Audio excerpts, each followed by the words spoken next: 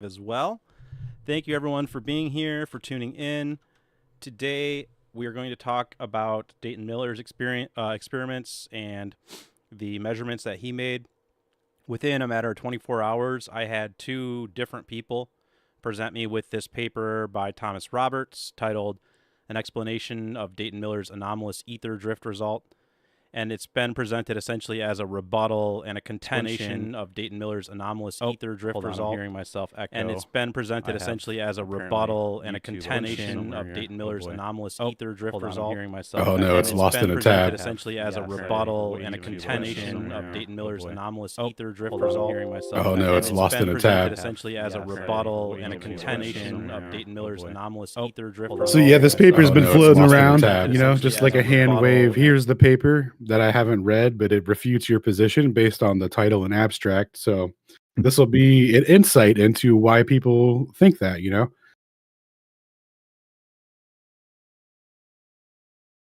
And I did find where I was getting the loop from, so I apologize for that. So yeah, back to what I was in the middle of saying. Two different people within 24 hours pinged me with this paper from Thomas Roberts as a rebuttal and a contention to Miller's works. So I decided I better look into it. And immediately, as soon as I started looking into it, the tone and premise of the paper, to me, was essentially just gaslighting Dayton Miller for not having a digital computer 100 years ago to do his own analysis.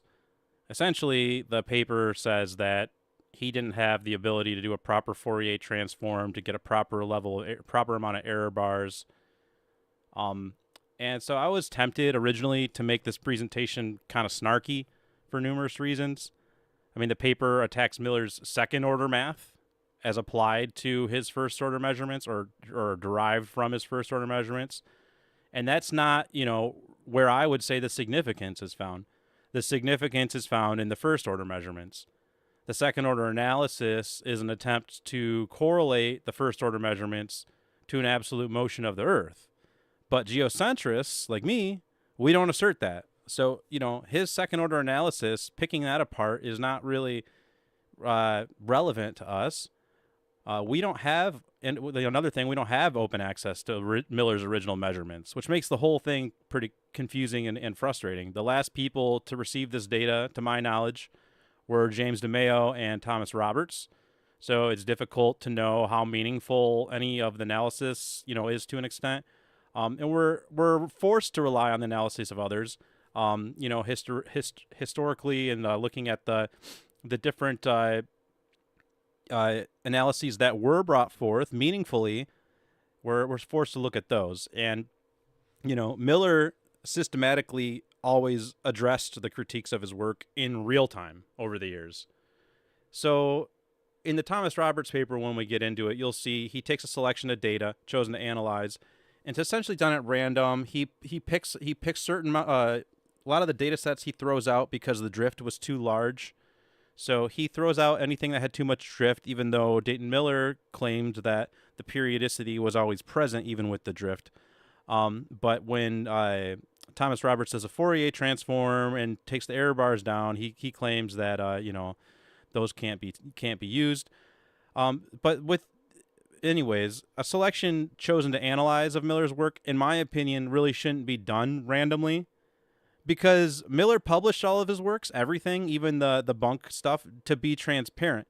But to properly analyze his data, you really need to know the origins of it, and you need to take those things into account, which I did not see happen at all in the Thomas Roberts paper. And no one really knew the origins of Miller's work better than Miller himself. So although I don't really put too much weight into his second order analysis, the guy was basically the grandfather of interferometry to an extent, right? He's the one that really put the time in and tested things. So I kind of trust that the dude had a feel for what was going on, what he was measuring, and the periodicity that he was seeing. 5 million data points. So let's get into it. So we're calling this Recomputing the Ether. It's a look into various analyses of Dayton Miller's experiments.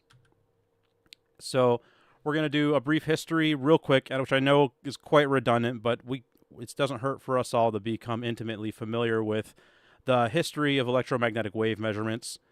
We're going to take a quick look at Miller's work, and then we're going to take a quick look at his own analysis of his work. We'll take a really quick look at some analysis by James DeMaio, and then we'll do a look at the Thomas Roberts paper. And I think it's important to set it all up for the Thomas Roberts paper, because if we just jump into the Thomas Roberts paper without any context, it's not gonna be as meaningful. And then after that we'll go back to Yuri Galev, and we'll look at his analysis and corroborative results. But also, I'm not going to mention Sagnac, who measured similar things, which would have corroborated Miller. At least that's alleged, or has been mentioned in some texts. Monera corroborated Miller's periodicity, but had his own second-order measurements. Elias did his own analysis of Miller and corroborated Miller. Other people that have done analysis on this work are Solari, Cahill, Consoli, Dean, Sato. So there's a lot of other analysis of this out there. But this is what we're going to focus on for today. Going through the history really quick of how we even got to the point where they tried to measure the quote-unquote absolute motion of the Earth. We go back to 1831. Fresnel started making theories about an ether drag, the concept of light being dragged by a material medium. In this case, water. There's a 44% proportional velocity. So right here we have the sunlight shining in, gets split by this mirror, goes down, and then so as this light wave gets split, this half of the wave is going to go down, it's going to go with the water. And then this half of the wave is going to go against the water. And so then when that light wave recombines, you get what's called a fringe shift, because you can see the difference in how long it took those two different waves to get to the detector. And so you can look at that fringe shift to see to see if this formula that Fresnel came up with in 1831 was indeed correct. And in 1851, Fizeau did exactly that. He did this exact test and found that Fresnel was indeed right. 44% proportional velocity. There's also a 70% refraction rate. The induction of the light or the excitation of the light is slowed down by about 70%. But then, like I said, there's the 44% slower this way and 44% faster this way, thanks to the ether drag of the material medium of the water carrying the light. So then in 1865, J.C. Maxwell put a lot of these concepts to math, and he used known values of the electric constant and the magnetic constant in his electromagnetic wave equations, and that he, really helped us figure out the fact that light is indeed electromagnetic waves. So they understood very well at this point what was going on. They understood that light was being inducted into by a material medium. So that was the premise for interferometry. And interferometers work by, as I was kind of describing earlier with the Fresnel drag, that they work by splitting a light beam into two, shooting them orthogonal to each other, and then before reflecting back and recombining, if there's any difference in that speed that they travel, the induction rate, there's going to be an interference pattern which can be measured and analyzed.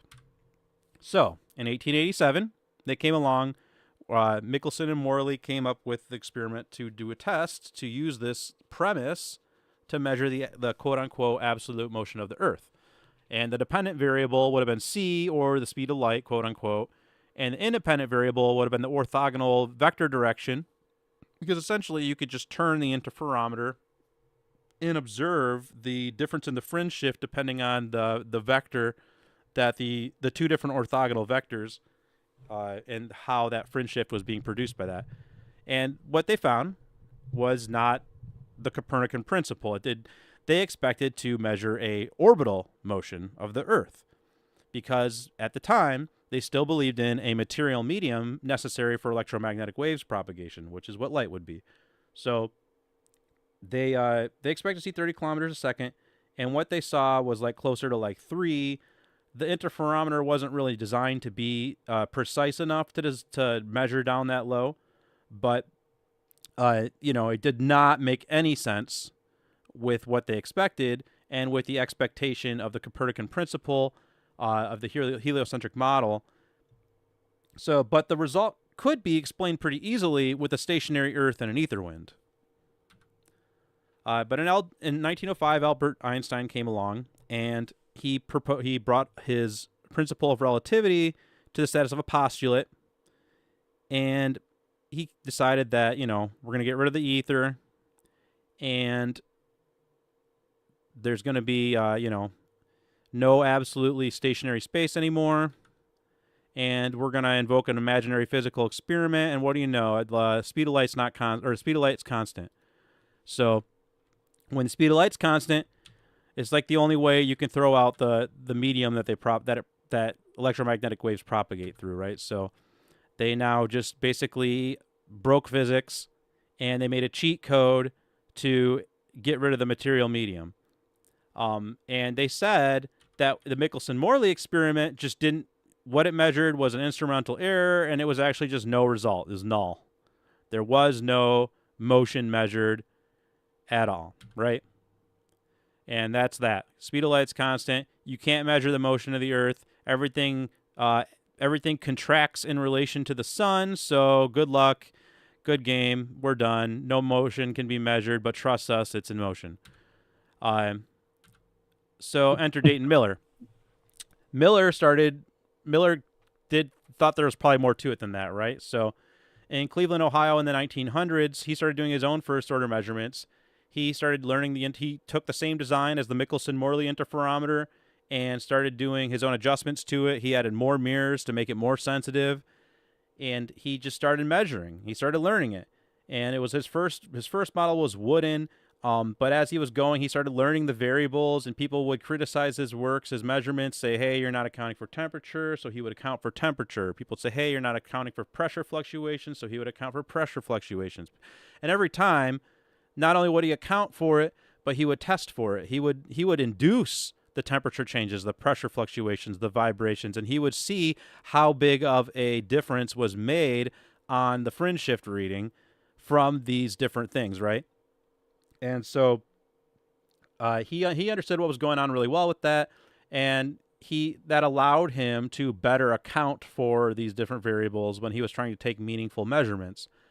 And the average speed that he observed, the absolute motion, quote unquote, was around 6 kilometers per second in Cleveland. And he observed a periodicity, or he thought he was observing possibly a periodicity at that time. And he started to note that metal shielding affects the readings. And then in the 1920s, because of what his inklings, what he had ascertained so far about these readings, he thought he needed to get up to altitude. He thought the readings would be more pronounced at altitude. So he went to the Mount Wilson Observatory in California, and he took hundreds of thousands of measurements. And he found there an average speed of 8 or 9 kilometers per second. And he did more testing with steel and concrete interferometers, and further, solidified his stance that the metal shielding degraded the signal. And he observed much more intimately on a much more grand scale, the periodicity. And here he is with Albert Michelson at a conference about the MMX experiment, interestingly held at the Mount Wilson Observatory in February 1927. And here he is with his flute. And interestingly, Dayton Miller had a massive flute collection. He was an acoustician by trade, and he understood the etheric background. And if you think about it, an acoustician would understand the etheric background better than anybody, because you can't conceptualize. If you're an acoustician, you're not out there conceptualizing of a bunch of particles bouncing into each other, right? That's not what the free space is. That's not what the sound waves are traveling through. No, they're traveling through a fluid background. They're traveling through an ether. And so that's, I believe, a big part of why Miller was so sure of the fact that there had to have been a material medium for things to propagate through. And so in 1925, he says, this is him talking about his measurements, the direction of the indicated motion is fixed with relation to sidereal time. That is, it is towards a fixed point in space, as a motion of the solar system towards the point having a right ascension of 17 hours and a declination of 68 degrees north. Ether drift produces an effect as observed in the interferometer, which is proportional to the square of the ratio of the velocity and the cosmic motion of the Earth and the velocity of light. This is a second-order effect and is periodic in each half revolution of the interferometer. The complete theory of this experiment shows that there is necessarily also present a first-order effect periodic in each full turn of the interferometer. And so here he is, him showing one of his earlier analysis showing the alignment, the correlation to sidereal time with his measurements. And he says, observations at different sidereal times show that different azimuths, and all observations at the same sidereal time should show the same azimuth. 35 sets made on different days, 11 sets at different sidereal times. There is a definite relation, some definite direction and velocity of ether drift. So that was his position at the time. And here is his own analysis showing the sidereal time relationships.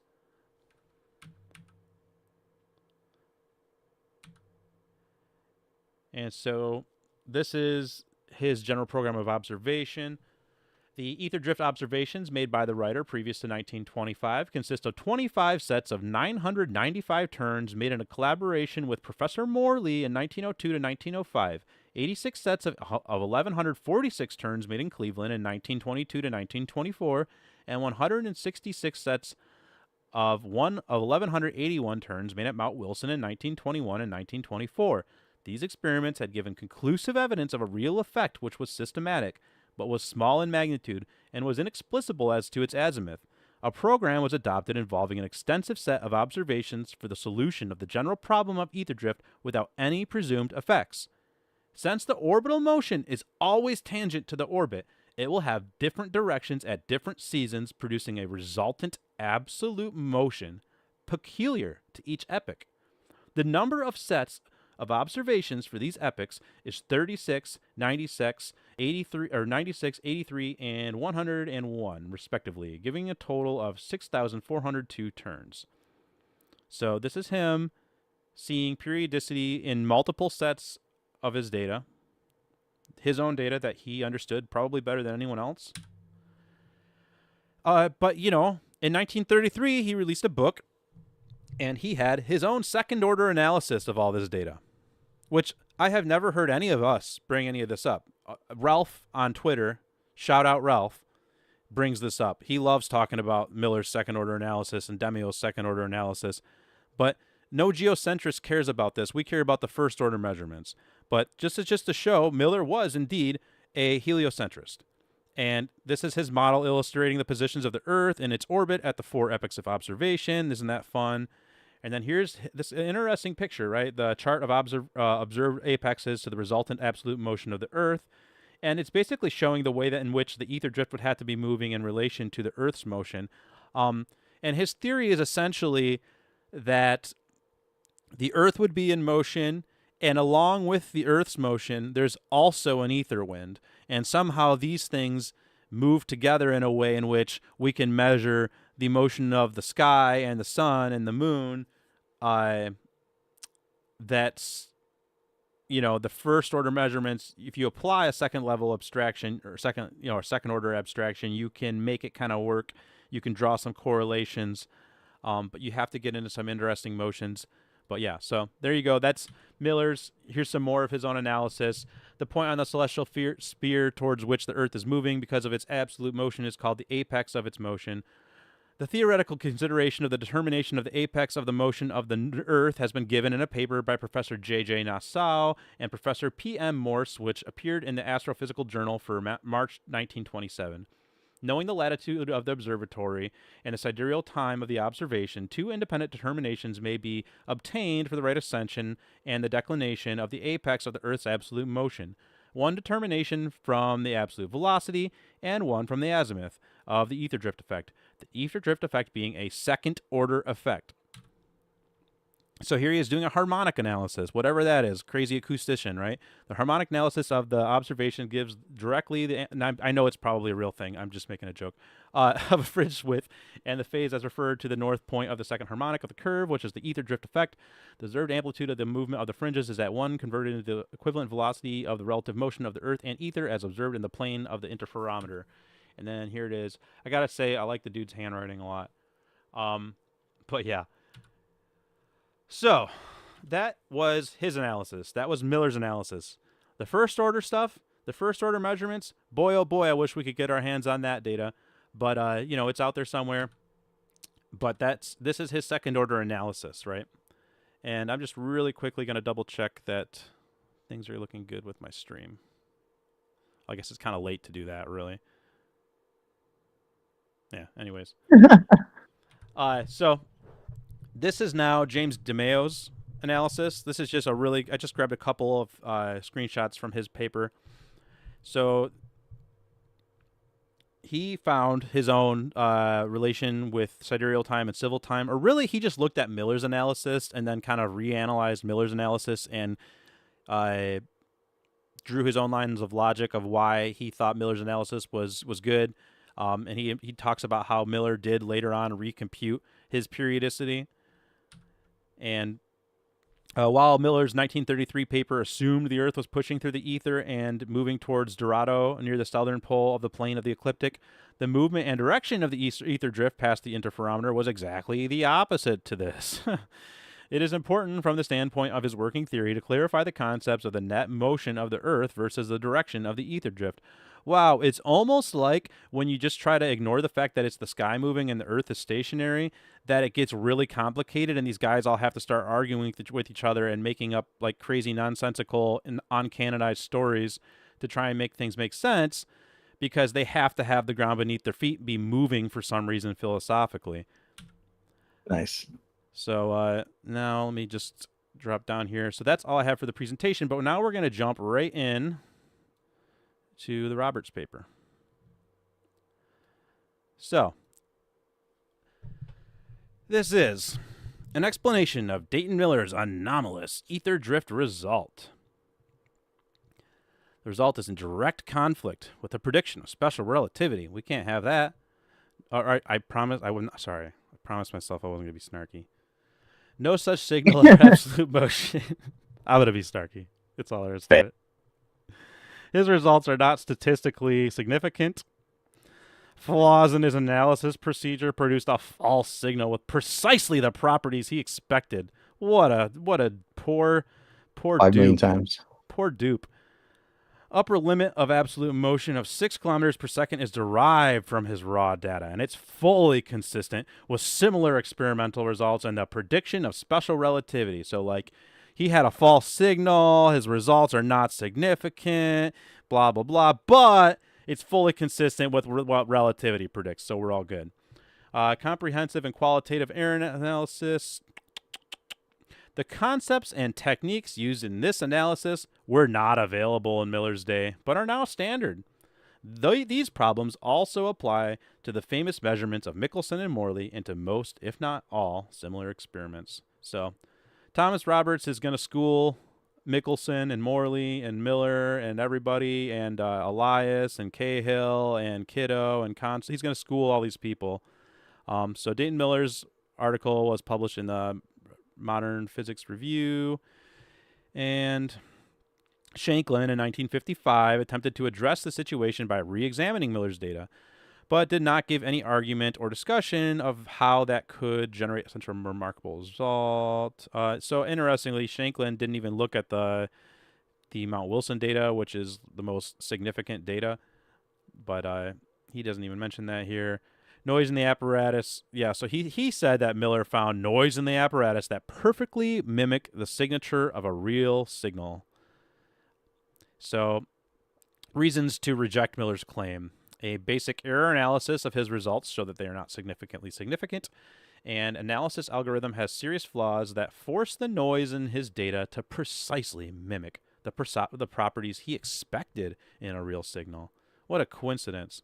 And a quantitative, which, by the way, we just looked at himself saying that he wasn't looking for a signal. He found the signal by doing objective analysis. So that right there is already like, wow, good way to gaslight the dude that's been dead for 80 years.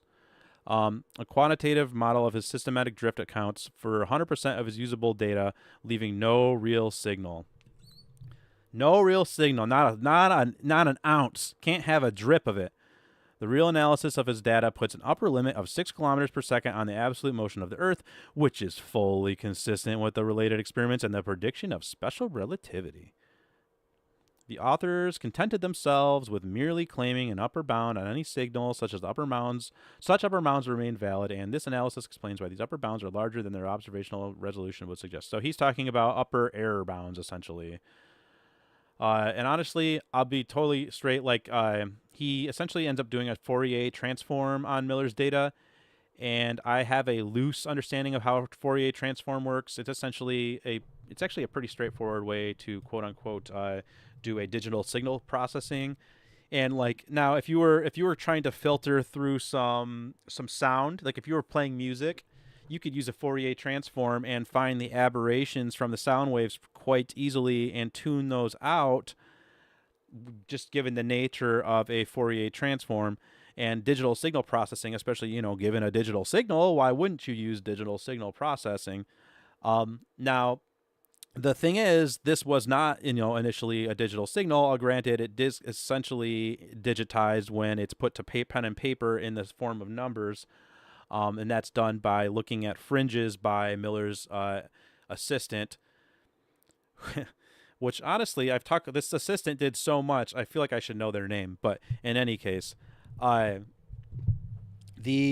key point of the paper is the importance of error bars. Well known today, but not common in Miller's day. Dude just didn't know.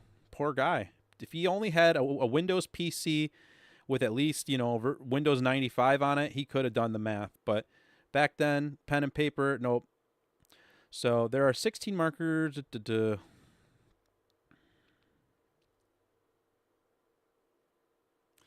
Let me just skim through here. I don't think we want to read the whole paper because it's just a lot of analysis. So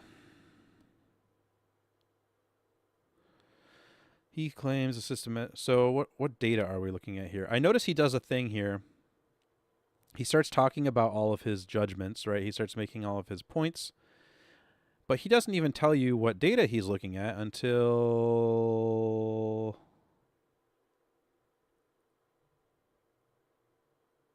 Still hasn't told us, I don't think. Eventually he does. Maybe I missed it. Oh, here we go. It's been applied to a sample consisting of 67 of Miller's original data runs, which we know Miller did a heck of a lot more than 67 runs.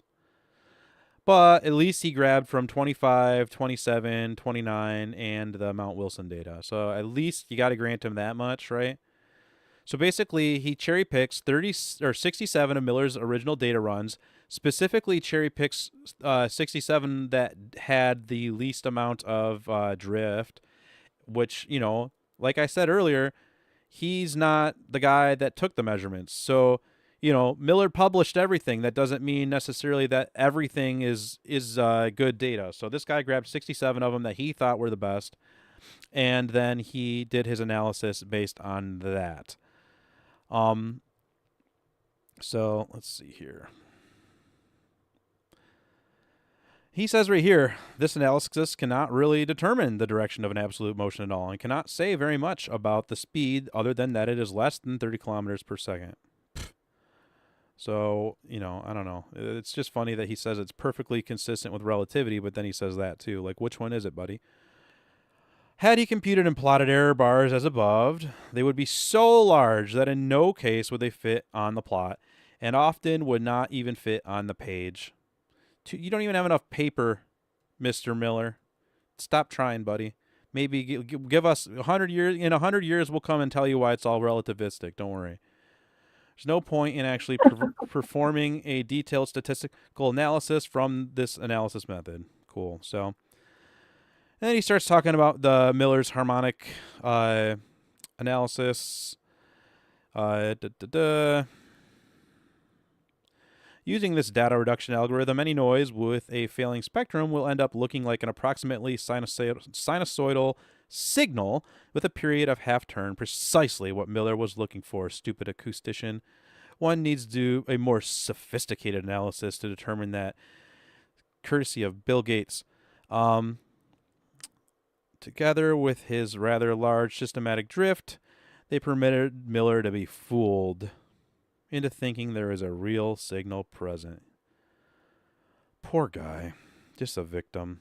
It's not surprising that he was fooled. So this is now his reanalysis of Miller's data. And he says, yeah, so any real signal has been removed from the plot. That's via the Fourier transform. He does the Fourier transform, removes everything that's not, expected, essentially. I mean, it reminds me kind of the way they do the Elias effect measurements, right? They put a pendulum in, and then they put that pendulum on some guardrails via an electromagnetic break and an oscillation rate that is consistent with the expected outcome, and it's designed to not deviate from that expected outcome. And then what do you know? You get the expected outcome, no Elias effect, relativity confirmed.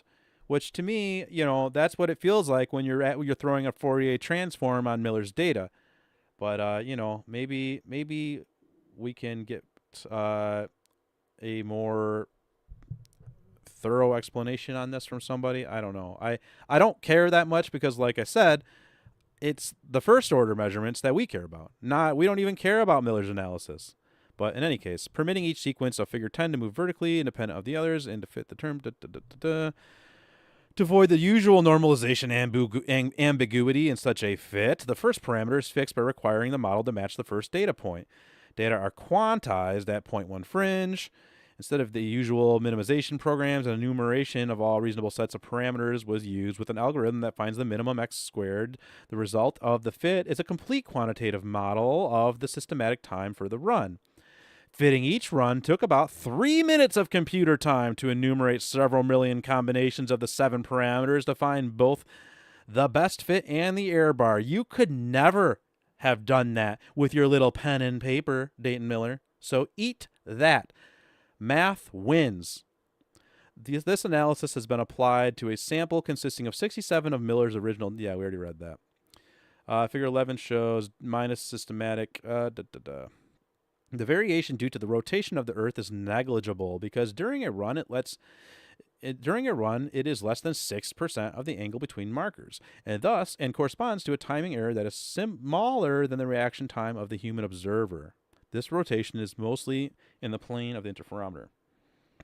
It is reasonable, of course it is reasonable, to admit all runs with instabilities during 3/4 of the run, as a systematic model can be expected to model instabilities very well. So, just don't worry. Let's just throw some more data out. Non-zero Fourier amplitude with period half turn come from several data, which simply means the instrument had periods of instability that lasted longer than a single run. So somehow magically the instability is just always there, and it's conveniently always, just throw it out because, every run that's not what we want, we don't need to look at. The conclusion is that during these runs, the interferometer was just too unstable for systematic drift to be modeled well. Without an accurate model of the systematic drift, any analysis is useless. It's poor old Dayton Miller, especially for runs during which the systematic drift was exceptionally large or ill-behaved. So these 14 runs have been omitted for further analysis. As a systematic model reproduces the data exactly for these runs, the uncertainty in the systematic fit gives the complete error bar for this analysis. It inherently includes both systematic and statistical errors. So, as this analysis concludes, there is no signal in Miller's data. It can set an upper limit on any signal with a period half turn and on the absolute motion of the Earth. The value is consistent with similar experimental measurements and with the null result predicted by special relativity. Dayton Miller was a prisoner of his time. In the 1920s and 30s, they didn't have a Windows computer like you do there at home. They couldn't just push Windows key R and pull up the calculator.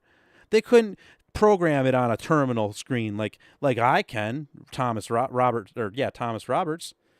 And, the flaws of his data reduction algorithm went unnoticed because none of those guys had Windows computers that they could boot up and run through an algorithm without, pen and paper. So he got fooled into thinking his interferometer measurements did indeed determine the absolute motion of the Earth. Shanklin did not have knowledge of these aspects of Miller's analysis. So even though we're still going to invoke, by the way, Shanklin, like the same people are still going to invoke Shanklin to discredit Miller, they're also going to invoke this guy, Thomas Roberts. I guarantee you're going to find people who are going to invoke both of these papers, even though this guy is basically telling you how useless Shanklin's analysis was. It's kind of funny, right?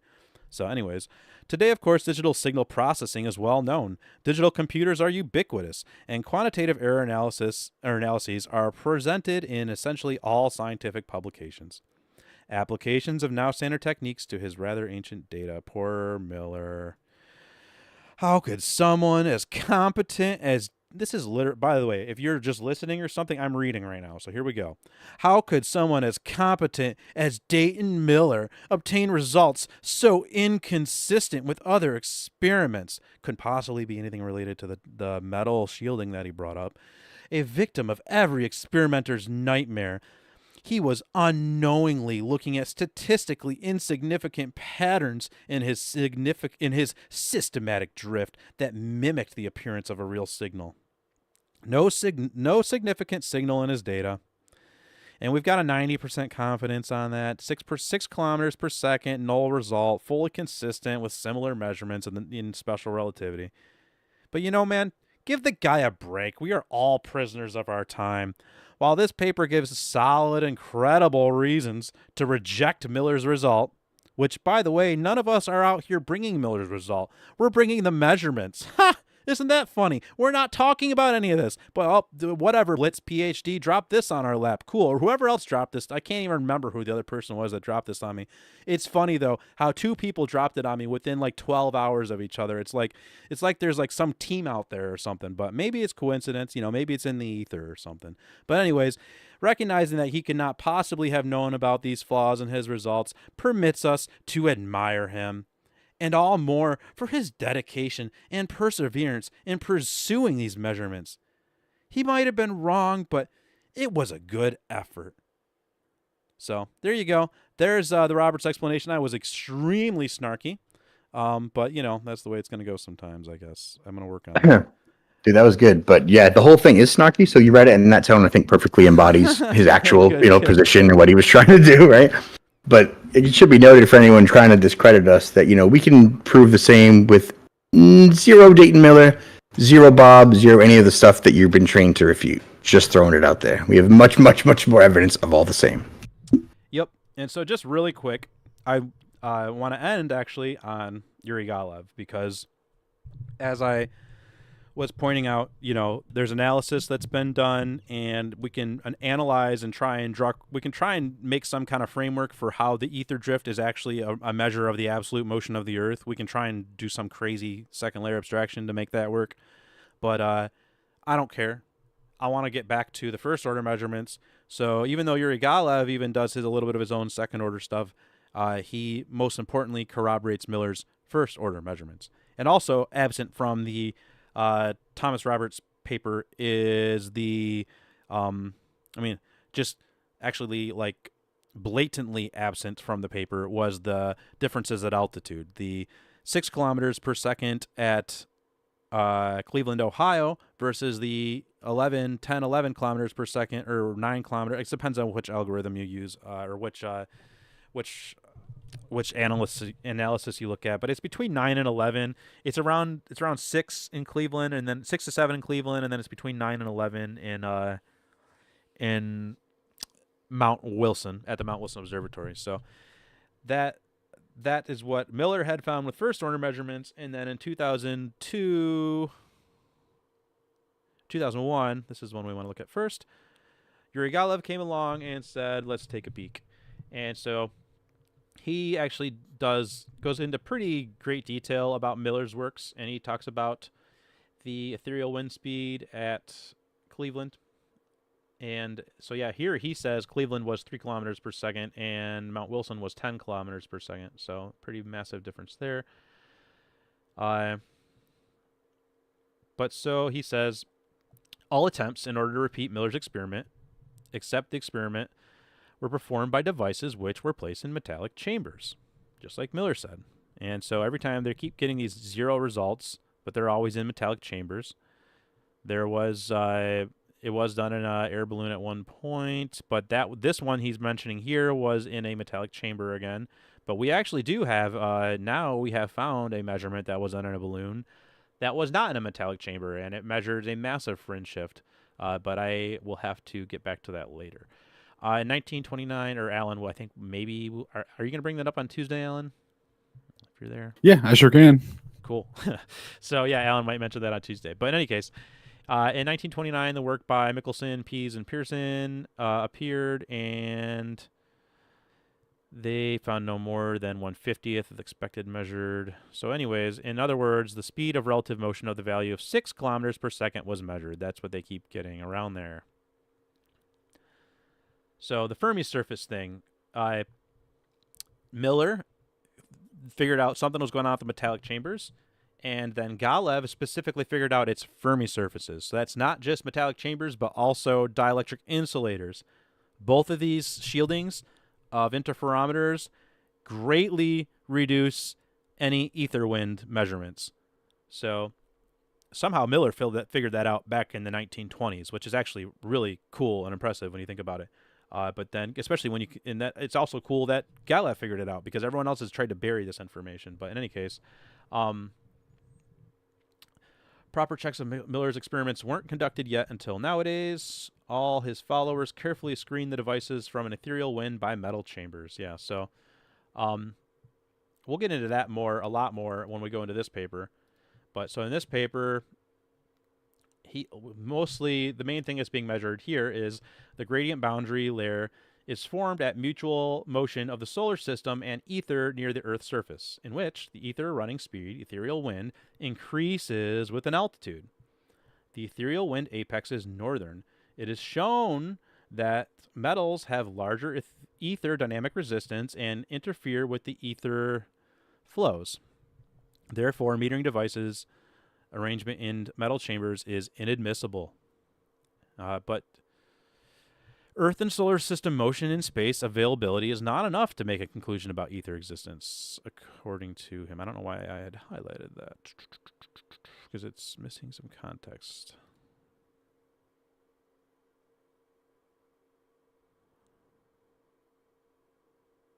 So he's talking about the modern imagination. Well, interesting. So, yeah. So Sanyak. This is Georgia Sanyak. This is just a weird translation from Ukrainian or Russian rather. Known order effect and relative motion. Miller placed the interferometer at different altitudes and obtained that the speed of the discovered motion raised with the altitude increased over the Earth's surface. So, all this is to say that they say that what they measured here. I haven't even gotten into this because my point here was to dismantle this Thomas Roberts paper and these second order abstractions and these Fourier transforms. We're not gonna give Miller up, because especially not without seeing the data. We want the data, but in any case, this is all very important because there's two things here. They say that this measurement, this thing that we measure, is the rotation of the Earth. They put in Michelson, Gale, Pearson in 1925, and they measured this exact same thing, and they called it Earth rotation, and they still call it Earth rotation. And they have another setup in Germany, and they tilt it a little bit, and they call it measuring the Earth's precession. But they use they use this measurement to say it's Earth rotation. They call it Coriolis effect and blah blah blah blah blah. But in any case, Miller found the periodicity, which we talked about a little bit already, actually a lot, but I didn't really go into detail what that is, which is that as the sun, so there's a daily periodicity that throughout the course of the day, the quote-unquote speed of light, the preferred directionality of the speed of light increases and decreases throughout the day. And actually, we'll get into that a little bit more in a second. And then also, there's an equinox correlation. So as the sun and the moon move back and forth, or specifically the sun in this case, in this particular analysis and measurement, although there may be a correlation with the moon as well, I think. But in any case, there's an equinox relation. So as the sun's moving back and forth on its analemma or whatever, it's actually causing that interferometer preferred directionality measurement of the speed of light to fluctuate with the equinoxes, meeting its minimum and maximum in correlation with that. And in this paper, it's in here somewhere, I believe. Give me just 1 second while I find it. Because what's really crazy when you get into that thing with the equinoxes is that essentially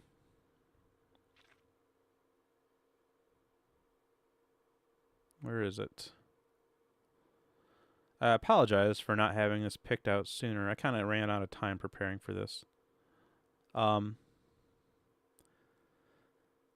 essentially you get a 30%, like 20 to 30% difference just going from different equinoxes, which it's like obviously the Earth's not rotating faster at one time of the year than the other. But I fortunately can't find where he did that. Maybe it's the other paper. Yeah, I think it might be in the other one.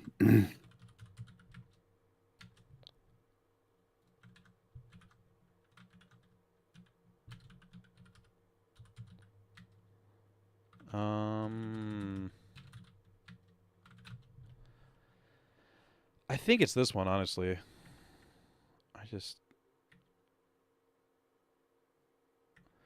Well. But yeah, either way, his analysis was that, the fluctuations between the minimum and maximum dimensions, the translational speed there would be like 3,000 miles per hour. So, yep. And obviously they're going to say, oh, well, you can't measure translational speed. So we only have this angular rotation of 15 degrees. But the reason they don't want nothing to do with that translational speed is because they need a very specific translational speed for their belief system. And this is way outside the confines of that on the first order measurement of it. And the significance of that is that with the first order, you can draw that means that you can draw a direct correlation with what's being referenced, right? So with these equations that they're using, where it's V over C, right? So the velocity components, it's a direct relationship to the speed of light that they're deriving. The missing component that they're filling in is the velocity. I'm sorry, that they get out of that fringe shift measurement is the velocity. Yeah. So I can't find it in this paper at the moment, but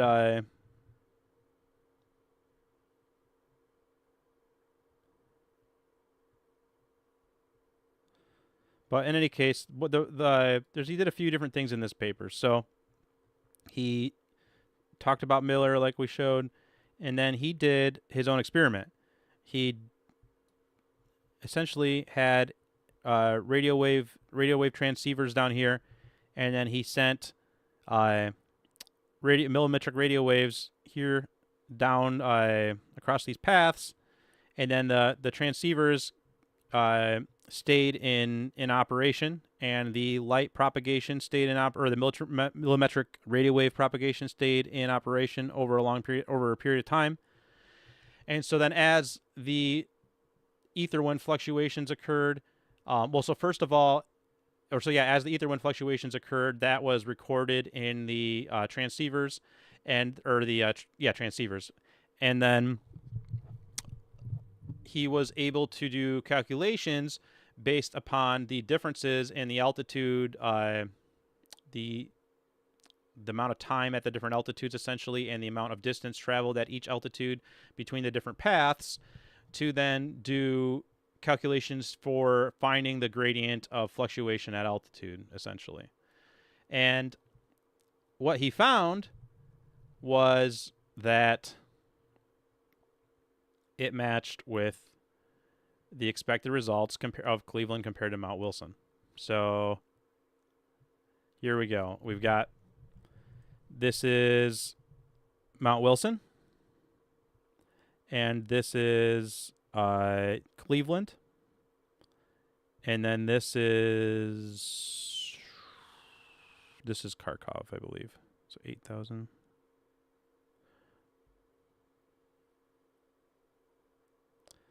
Shoot, WMK.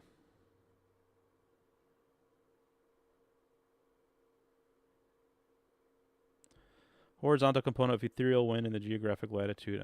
Yeah, so that's Kharkov. So it's this is the altitude differentiation at Kharkov. So it corroborates essentially what Miller had found. So he corroborates Miller's altitude fluctuations, but then he does some pretty crazy analysis of his own periodic effect. And so this is like, man, I'm glad we're getting to this, because I didn't even think about this when I was going through the Thomas Roberts paper, but this is what Miller understood that Thomas Roberts and his Fourier transform and his supercomputer just don't get, is that this drift here maintains periodic effects. We can see it with our own eyeballs. We're not going to let Thomas Roberts gaslight us on this. Oh, yeah. Oh, that's just part of the error. It just matches, but that's an error? No. Miller understood the periodicity remains. Maurice Elias understood with his own pendulum precession, that the periodicity remains. You can have drift, but the periodicity is there. And you can see it. We can see it with our own eyes right here. Thank you, Yuri Galev, for showing us that the drift is independent of the periodicity. So you can squeeze it into your Fourier transform or whatever, but like you're not proper. I have a feeling that maybe you're not tuning your Fourier transform properly. That might actually be what you're doing wrong, because there is a periodicity that your Fourier transform should actually be finding. But in any case, so that's that. But another crazy thing that Galev did in this paper is matching the yearly periodicity. So where are we?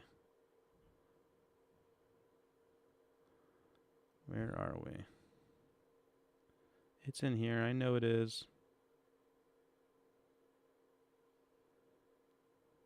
Oh, maybe not. Is it that chart up there? It must be the other paper. Although I'm surprised if it is, and I just didn't even remember that.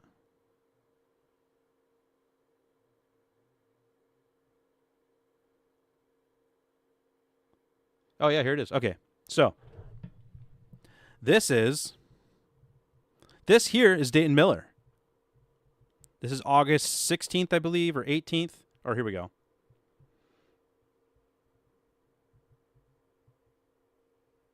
I don't know. August epic. So this is sometime in August, Dayton Miller. And then this is 1998 in Kharkov. And this is 2001 in Kharkov in August. So August 11th and August 14th. And we'll look at this. There's a matched periodicity. I mean, it's like 75 years later, and we're still seeing like a similar periodicity with a totally different interferometer. It's incredible. But, let's just Fourier transform all that out of there. So I find that insanely fascinating, that the preferred directionality propagation rate of light, the level of that preference is it fluctuates at a consistent rate throughout the years. That's crazy. But then, so that's one thing that's pretty crazy and impressive. But I think that's pretty much everything I wanted to cover about the periodicity. But let's also one other way in which. So there's the altitude, the periodicity, and actually let's just go through it all while we're in the paper. This is one of my favorite breakdowns of what ether does, is right here, the measuring method. So anisotropy effect. That is, the velocity of electromagnetic waves propagation depends on radiation direction. That is stipulated by the relative movement of the solar system and the ether, the medium responsible for electromagnetic waves propagation. Notice he says solar system. So that would mean we would be measuring on a first order. A first order measurement would be measuring orbital velocity, but we don't measure that. So that means the sky is moving. That's what all these measurements are measuring. I haven't even said that yet. The sky is moving, and that there's an ether, the material medium that everything is in, that's moving. It's a relative motion issue. These people think that this relative motion is the opposite of what it is. But the ether is moving. We are stationary. The height effect. The velocity of wave propagation depends on the height above the Earth's surface. That is stipulated by the Earth's surface interaction with the viscous ether stream, material medium responsible for electromagnetic waves propagation. The space effect. This is the periodicity of the daily periodicity. The velocity of wave propagation changes its value with a period of 1 stellar day. That is stipulated by a space galactic origin of the ether drift, the medium responsible for electromagnetic waves propagation. Thus, the height, astronomical coordinate, of the solar system movement apex will change its value with the period per 1 stellar day, as well as for any star owing to the Earth's daily rotating. Therefore, the velocity horizontal component of the ether drift and, hence, the velocity of electromagnetic wave propagation along the Earth's surface will change the values with the same period. The hydroaerodynamic effect. The velocity of electromagnetic waves propagation depends on movement parameters of viscous gas-like ether in directing systems, for example in tubes, that is stipulated by solids' interaction with the ether stream, material medium responsible for electromagnetic waves propagation. So, we covered this, kind of. I mean, we all know about this. Hopefully none of us are denying the fact of this, because even the Earth rotation people say that. Although they try to... I won't go into that. Height effect. So as we go higher at altitude, we see a difference in propagation rate.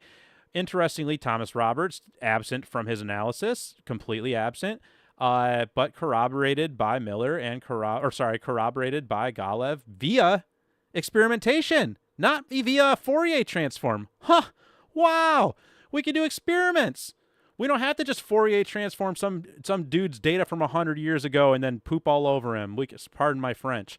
But we can just do experiments. Anyways, so then there's the space effect. Yeah, blah, blah, blah. We got into all that. Let's go to the final thing to talk about here, which is the hermetic metallic chambers. Because we've talked about that a few times. And if you talk to some glober, you talk to somebody that believes that the ground beneath their feet is in motion, they're versed on this, which nobody is, but you find the random crazy person out there that's a heliocentrist that is actually versed on this.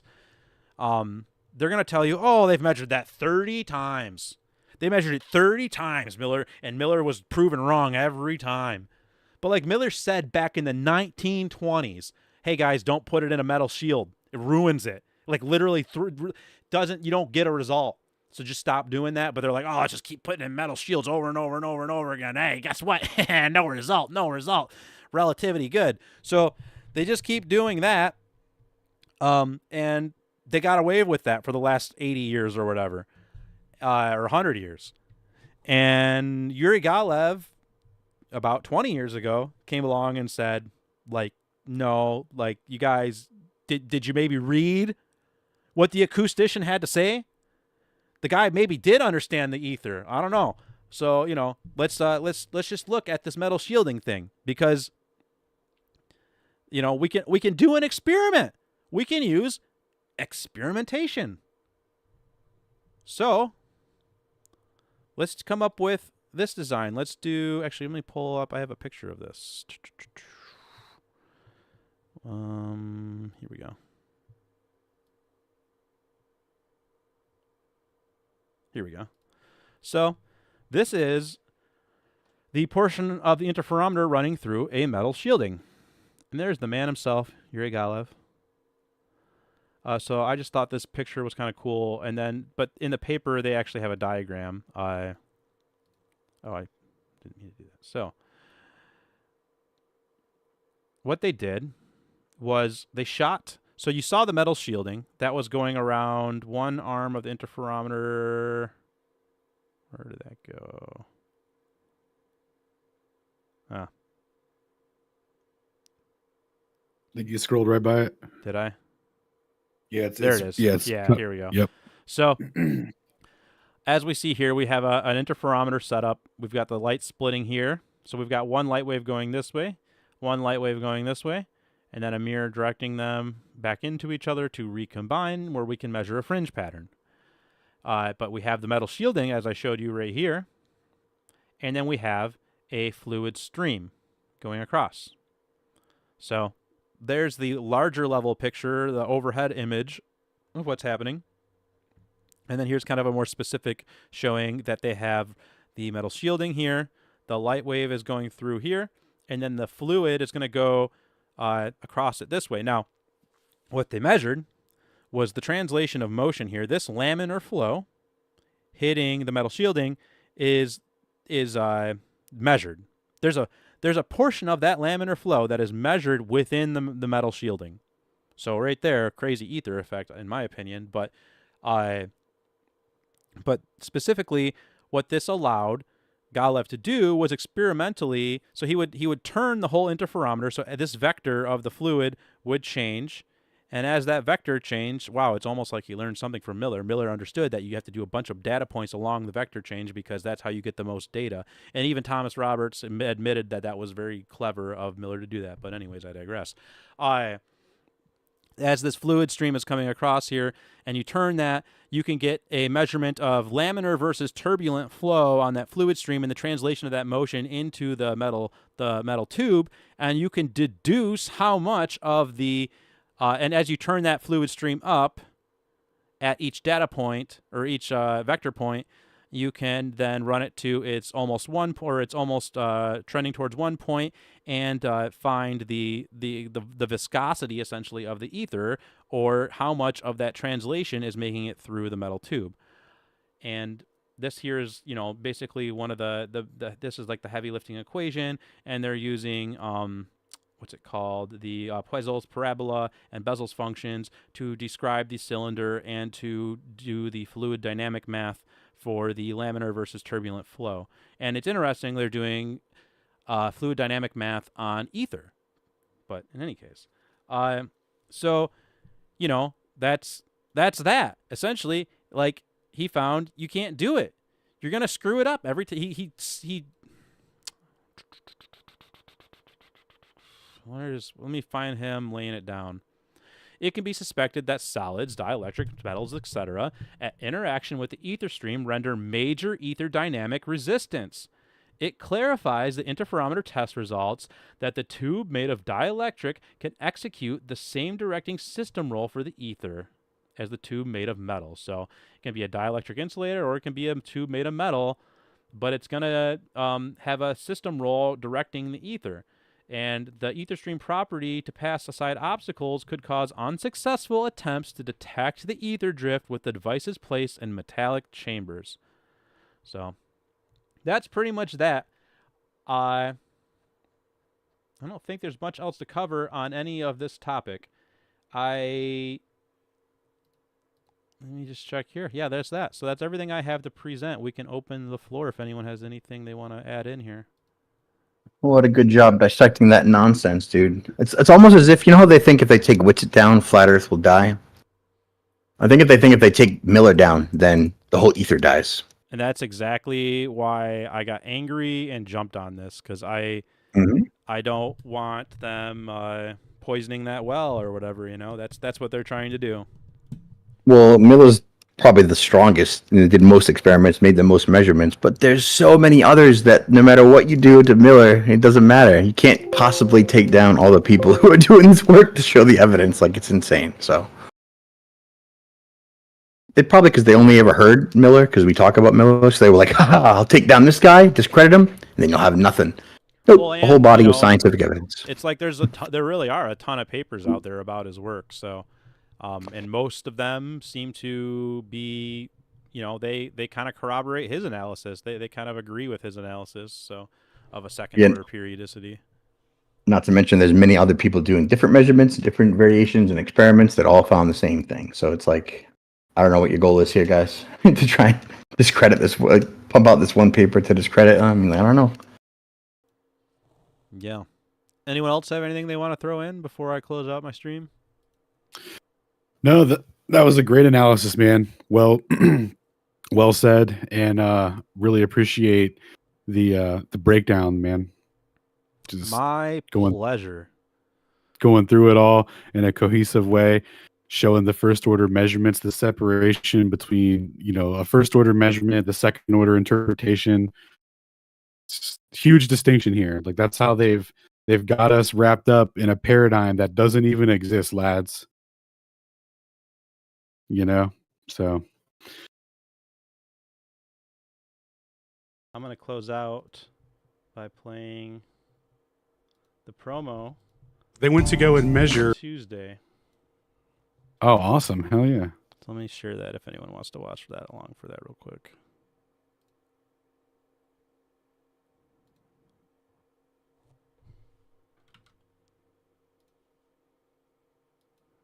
All right. The motion of Earth. The title of the paper is On the Relative Motion of the Earth and the Luminiferous Ether. It's not that they were looking for the ether. They already knew that there was an ether. They were utilizing that concept to make a measurement of relative motion. First order measurements are direct observations. These measurements are objective and can be directly recorded using instruments. Second order measurements are inferred or calculated. These abstractions can sometimes provide deeper insights, but rely on a proper understanding of the underlying first order measurements.